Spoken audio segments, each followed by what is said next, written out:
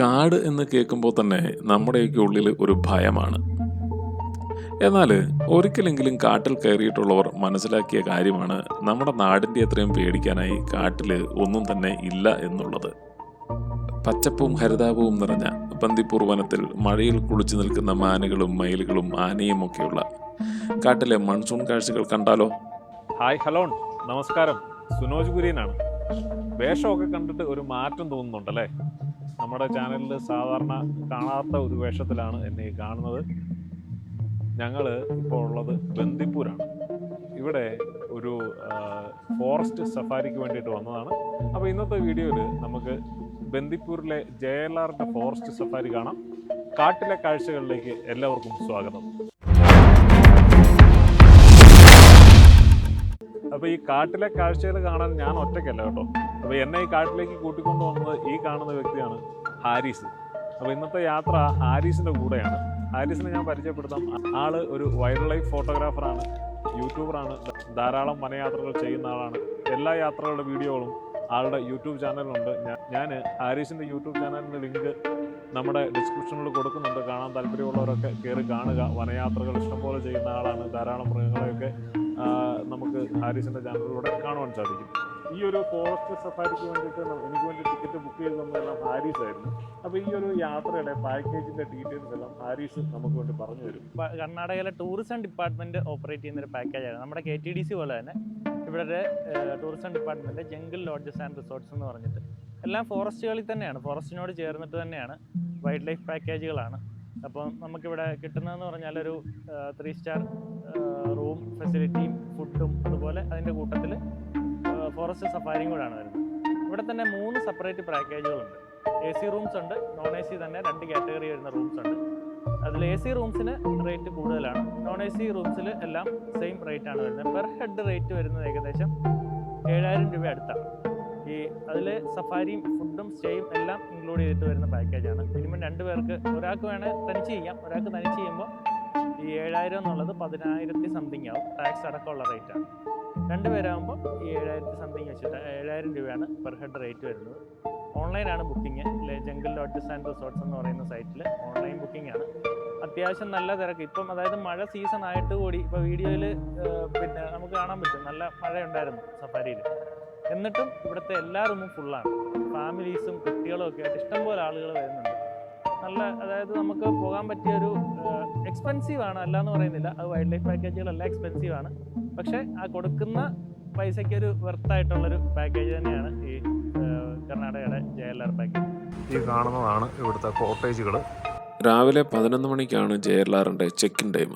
നമ്മൾ വന്നപ്പോഴത്തേനും ഏകദേശം 12 മണിയൊക്കെ കഴിഞ്ഞായിരുന്നു. അങ്ങനെ നമ്മൾ ചെക്ക്-ഇൻ പ്രൊസീജിയർ എല്ലാം കഴിഞ്ഞ് പതിയെ റൂമിലേക്ക് പൊയ്ക്കൊണ്ടിരിക്കുകയാണ്. ചെക്ക്-ഇൻ ഏരിയയിൽ നിന്നും അത്യാവശ്യം നല്ല ദൂരത്തിലാണ് നമ്മുടെ റൂമുള്ളത്. അങ്ങനെ നമ്മൾ നടന്ന് റൂമിലെത്തി. ഈ കാണുന്നതാണ് നമ്മുടെ റൂം, നമ്പർ 14. ജാക്കൽ എന്നാണ് ഈ ഒരു റൂമിൻ്റെ പേര്. 2 പേർക്ക് നല്ല രീതിയിൽ താമസിക്കുന്നതിന് വേണ്ടിയിട്ടുള്ള ബെഡും മറ്റു സൗകര്യങ്ങളും ഒക്കെയാണ് ഈ ഒരു ഡീലക്സ് റൂമിൽ അറേഞ്ച് ചെയ്തിരിക്കുന്നത്. ഈ റൂമിന് ഒരു ബാൽക്കണി ഉണ്ട്. കൂടാതെ വാട്ടർ ഹീറ്റർ ഫെസിലിറ്റിയൊക്കെയുള്ള അത്യാവശ്യം വൃത്തിയുള്ള ഒരു ബാത്റൂമും ഒക്കെ ഉണ്ട്. നമ്മൾ റൂമിൽ ലഗേജൊക്കെ കൊണ്ടുവച്ച് കഴിഞ്ഞപ്പോഴത്തേനും ഇവിടെ ലഞ്ച് റെഡിയായിരുന്നു. അങ്ങനെ ഞങ്ങൾ ലഞ്ച് കഴിക്കാൻ വേണ്ടിയിട്ട് ഇറങ്ങിയതാണ്. ഫ്രൂട്ട്സും സലാഡും മോരും വെള്ളവും ഇഡലിയും പുലാവും വെജിറ്റബിൾ ബിരിയാണിയും പപ്പടവും പഴവും കൂടാതെ മുട്ടക്കറിയും ചിക്കൻ ബിരിയാണിയും ഒക്കെയുള്ള കർണാടക ശൈലിയിലുള്ള വിഭവസമൃദ്ധമായ ഒരു ബൊഫേ തന്നെയാണ് ഇവർ നമുക്ക് വേണ്ടിയിട്ട് ഒരുക്കി വെച്ചിരിക്കുന്നത്. നമ്മൾ എല്ലാത്തിൽ നിന്നും കുറേശ്ശെ എടുത്ത് എല്ലാം ഒന്ന് കഴിച്ചു.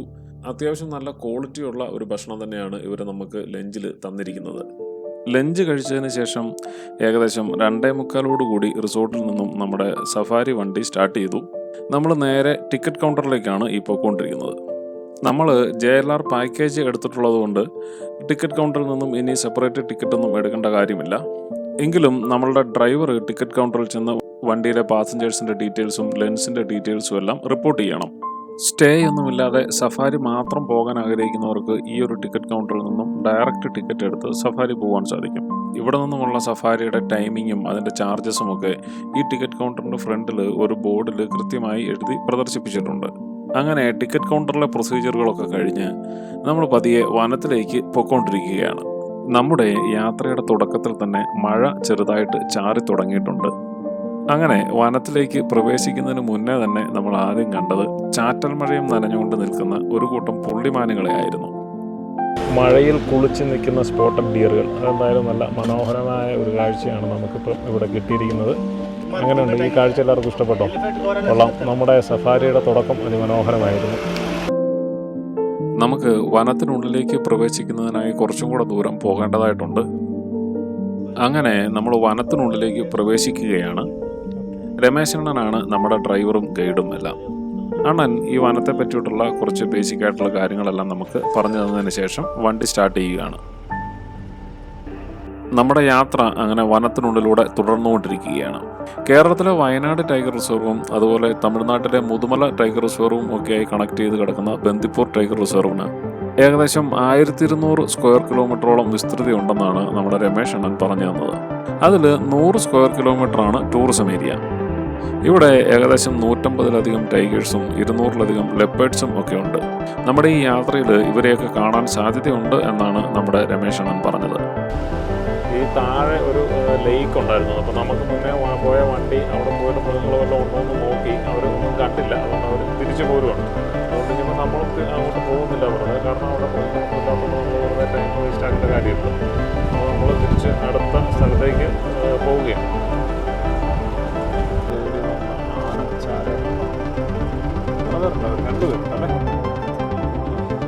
അങ്ങനെ നമ്മുടെ ആദ്യത്തെ സൈറ്റിംഗ് കിട്ടി. ഒരു കുട്ടിയാനയും 2 പിടിയാനകളും. ഇതിൽ ഒരു പിടിയാന ആ കുട്ടിയാനയുടെ അമ്മയും മറ്റേത് ഇവരെ സംരക്ഷിക്കാൻ വേണ്ടിയിട്ട് ഇവരുടെ കൂടെ നടക്കുന്ന ഒരു ആനയുമാണ്. അങ്ങനെ ആനച്ചന്തമൊക്കെ ആസ്വദിച്ചിരുന്ന സമയത്ത് മഴ ശക്തമാകാൻ തുടങ്ങി. അപ്പോൾ നമ്മുടെ ക്യാമറയൊക്കെ കവർ ചെയ്തു. ഇനിയുള്ള കാഴ്ചകൾ നമുക്ക് ഫോണിലും ഗോപ്രോയിലും ഒക്കെയായി പകർത്താം. നമ്മുടെ അടുത്ത കാഴ്ച മഴയത്ത് വെള്ളത്തിൽ നീന്തി കളിക്കുന്ന ഈ ഒരു കോർമറൻ്റായിരുന്നു, നീർക്കാക്ക. മഴ ചെറുതായിട്ടൊന്ന് കുറഞ്ഞിട്ടുണ്ട്. നമ്മൾ വനത്തിൻ്റെ പച്ചപ്പും ഹരിതാപവും ഒക്കെ ആസ്വദിച്ച് മൃഗങ്ങളെ തേടിയുള്ള യാത്ര തുടർന്നുകൊണ്ടിരിക്കുകയാണ്. നമ്മുടെ അടുത്ത കാഴ്ച മഴ നനഞ്ഞ പുൽനാമ്പുകൾ കൊത്തിപ്പുറക്കുന്ന ഈ ഒരു പെൺമയിലിനെയായിരുന്നു. മഴ കുറഞ്ഞു നിൽക്കുന്നതുകൊണ്ട് പക്ഷികളും മൃഗങ്ങളുമൊക്കെ പതിയെ പുറത്തു വരാൻ തുടങ്ങിയിട്ടുണ്ട്. അങ്ങനെ മുന്നോട്ട് പോകുമ്പോഴത്തേനുമാണ് നമ്മൾ ഈ മ്ലാവിൻ കൂട്ടത്തെ കണ്ടത്.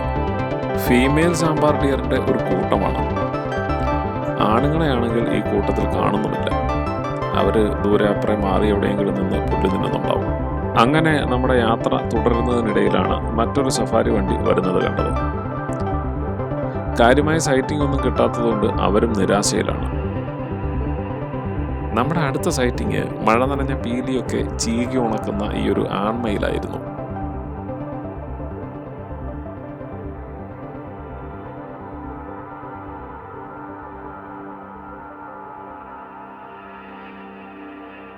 മഴയിൽ കുളിച്ച ഇവന്റെ കണ്ണുകളും കഴുത്തും ഒക്കെ കാണുവാൻ എന്തു ഭംഗിയാന്ന് നോക്കിക്കേ.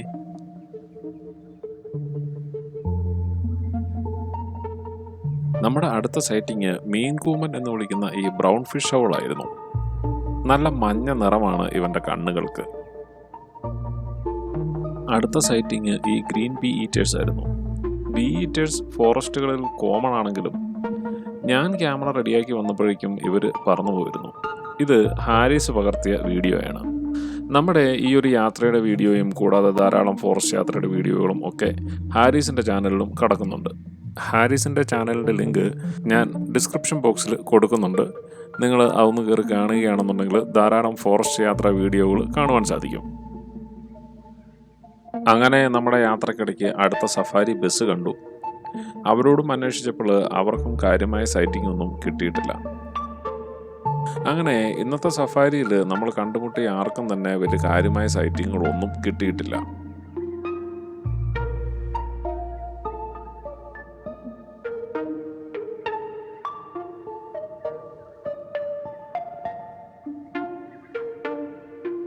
അങ്ങനെ നമ്മൾ കറങ്ങിത്തിരിഞ്ഞ് വീണ്ടും മെയിൻ റോഡിലെത്തിയപ്പോഴത്തേക്കിനുമാണ് ഒരു ആനക്കൂട്ടം റോഡ് ക്രോസ് ചെയ്യുന്നത് കണ്ടത്.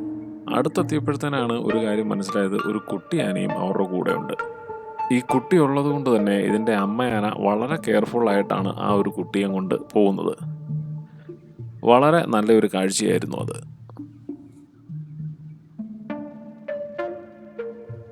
നമ്മുടെ അടുത്ത കാഴ്ച വീണ്ടും ഒരു മാൻകൂട്ടമായിരുന്നു. കാട്ടിൽ മാൻകൂട്ടങ്ങൾ സർവ്വസാധാരണമാണെങ്കിലും ഈ കൂട്ടത്തിൽ നിൽക്കുന്ന ആ കൊമ്പന് ഒരു പ്രത്യേകതയുണ്ട്. അവൻ വെൽവെറ്റ് ആൻഡ്ലറാണ്. അവൻ്റെ പഴയ കൊമ്പ് പൊഴിഞ്ഞു പോയിട്ട് പുതിയ കൊമ്പ് പൂർണ്ണ വളർച്ച എത്തിയതേയുള്ളൂ.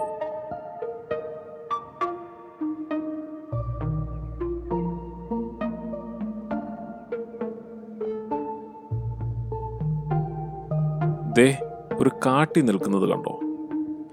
ഈ യാത്രയിൽ നമുക്ക് കാണാൻ കിട്ടിയ ഒരേ ഒരു വൈൽഡ് ഗോറാണിത്. അതും പച്ചപ്പുകൾക്കിടയിൽ മറഞ്ഞു നിന്ന് പുല്ല് തിന്നുകയാണ്. ഇന്നത്തെ സഫാരിയുടെ സമയം കഴിഞ്ഞു. നമ്മൾ മെയിൻ റോഡിലെത്തി. ഈ കാണുന്നതൊക്കെ ഈ ഫോറസ്റ്റിലെ ജീവനക്കാരുടെ വീടുകളാണ്. നമ്മൾ തിരിച്ച് സ്റ്റേയിലേക്ക് പൊയ്ക്കൊണ്ടിരിക്കുകയാണ്. ഈ പോകുന്ന വഴിക്ക് കുറച്ച് ഗ്രേ ലങ്കൂറുകൾ റോഡ് ക്രോസ് ചെയ്യുന്നത് കാണുവാൻ സാധിച്ചു.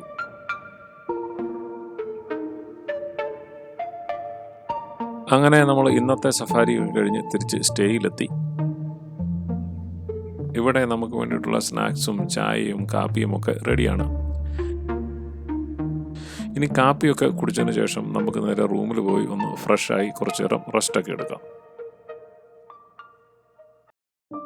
നമ്മൾ റൂമിൽ പോയി ഫ്രഷായിട്ട് പുറത്തേക്കൊന്ന് ഇറങ്ങിയതാണ്. ഈ കാണുന്ന ഹാളിൽ ഒരു ഡോക്യുമെൻ്ററി ഓടുന്നുണ്ട്. നമുക്ക് താല്പര്യമുണ്ടെങ്കിൽ കയറി ആ ഡോക്യുമെൻ്ററി കാണുവാൻ സാധിക്കും. അതുപോലെ മദ്യം ആവശ്യമുള്ളവർക്ക് ഈ ഹാളിൽ മദ്യവും അവൈലബിൾ ആണ്. ഈ മദ്യത്തിന് നമ്മൾ സെപ്പറേറ്റ് പേയ്മെൻറ്റ് കൊടുക്കേണ്ടതായിട്ട് വരും. മദ്യത്തിൻ്റെ കാര്യം പറഞ്ഞപ്പോഴത്തേനുമാണ് വേറൊരു കാര്യം ഓർത്തത്. ഇവിടെ ഒരു നോൺ സ്മോക്കിംഗ് ഏരിയയാണ്. ഇതിൻ്റെ കോമ്പൗണ്ടിനുള്ളിൽ സിഗരറ്റ് വലിക്കാനുള്ള പെർമിഷൻ ഇല്ല. അങ്ങനെ ഡോക്യുമെൻ്ററി ഒക്കെ കണ്ട് ഇറങ്ങിക്കഴിഞ്ഞപ്പോൾ നമ്മുടെ ഡിന്നർ റെഡിയായിരുന്നു. നേരെ ഡിന്നർ കഴിക്കാൻ വന്നു. ഉച്ചക്കത്തെ പോലെ തന്നെ വെജിറ്റേറിയനും നോൺ വെജിറ്റേറിയനും ഒക്കെ ഉൾപ്പെടുന്ന തനത് കന്നഡ ശൈലിയിലുള്ള വിഭവസമൃദ്ധമായ ഒരു ബൊഫെ തന്നെയാണ് നമുക്ക് ഡിന്നറിനും ഒരുക്കിയിരിക്കുന്നത്. ഈ ഡിന്നറിൻ്റെ വേറൊരു പ്രത്യേകത, ഇവിടെ ലൈവ് ചപ്പാത്തി ചുട്ട് കിട്ടുന്നുണ്ട്. അതുകൊണ്ട് നമുക്ക് നല്ല ചൂട് ചപ്പാത്തി ഫ്രഷ് ആയിട്ട് തന്നെ കഴിക്കുവാൻ സാധിക്കും.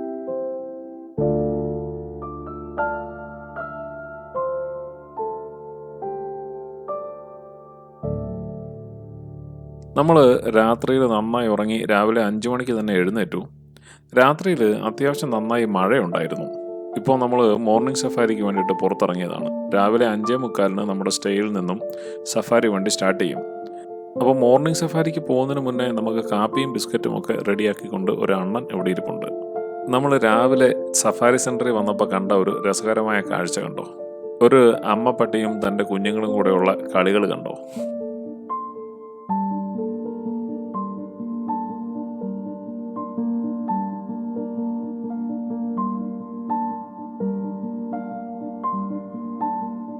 ഇതാണ് നമ്മൾ വനത്തിനുള്ളിലേക്ക് പോകുന്ന നമ്മുടെ സഫാരി ജീപ്പ്. ഇന്നലെ നമ്മൾ ഈ ഒരു സെയിം വണ്ടിയിലാണ് പോയത് കേട്ടോ.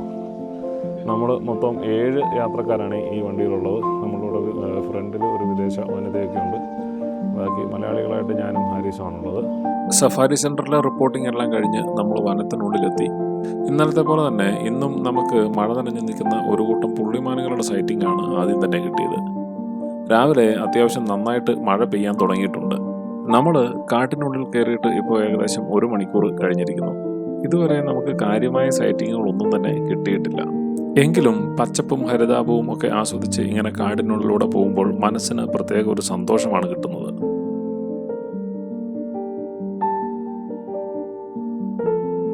അങ്ങനെ നമ്മുടെ യാത്ര തുടങ്ങി ഏകദേശം 2 മണിക്കൂറിന് ശേഷം നമുക്ക് കിട്ടിയ സൈറ്റിങ് 2 സാമ്പാർ ഡീറുകളായിരുന്നു. ഒരു മെയിലും ഒരു ഫീമെയിലും. ഇന്നലെ നമുക്ക് ഒരു കൂട്ടം സാമ്പാർ ഡീറുകളെ കാണാൻ സാധിച്ചെങ്കിലും അതിനകത്ത് മെയിൽ സാമ്പാർ ഡീറുകൾ ഉണ്ടായിരുന്നില്ല. എന്നാൽ ഇന്ന് നമുക്ക് അങ്ങനെ ഒരു മെയിൽ സാമ്പാർ ഡീറിനെ കാണാൻ പറ്റി. ഇന്നത്തെ വീണ്ടും നമുക്ക് ആനക്കൂട്ടത്തെ കിട്ടിയിട്ടുണ്ട്. ഒരു കുട്ടിയാനയും 2 പിടിയാനകളും. കുട്ടി കൂടെ ഉള്ളത് കൊണ്ട് ആണെന്ന് തോന്നുന്നു. അതിൽ ഒരു പിടിയാന ഇച്ചിരി അഗ്രസീവായിരുന്നു. അവൻ വാലയ്ക്ക് ഒന്ന് ചുരുട്ടി തിരിഞ്ഞു നിന്ന് നമ്മളെ ഒന്ന് പേടിപ്പിച്ചിട്ടാണ് കാട്ടിനുള്ളിലേക്ക് കയറിപ്പോയത്.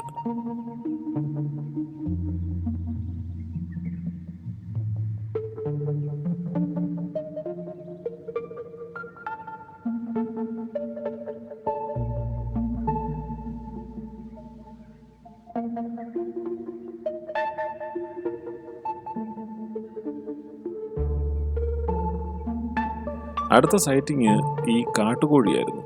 പൂവനാണ്. ഇവനെയും കാണാൻ നല്ല ഭംഗിയാണ്.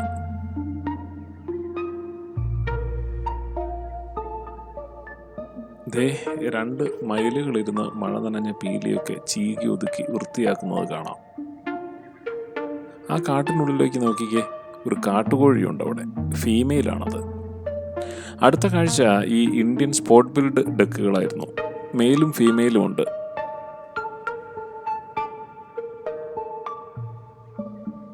ഈ യാത്രയിലെ അവസാന കാഴ്ചയും പുള്ളിമാനുകൾ തന്നെയായിരുന്നു. ഇനി നമുക്ക് ഹാരിസ് വീഡിയോയിൽ പകർത്തിയ കുറച്ച് പക്ഷികളെ കാണാം.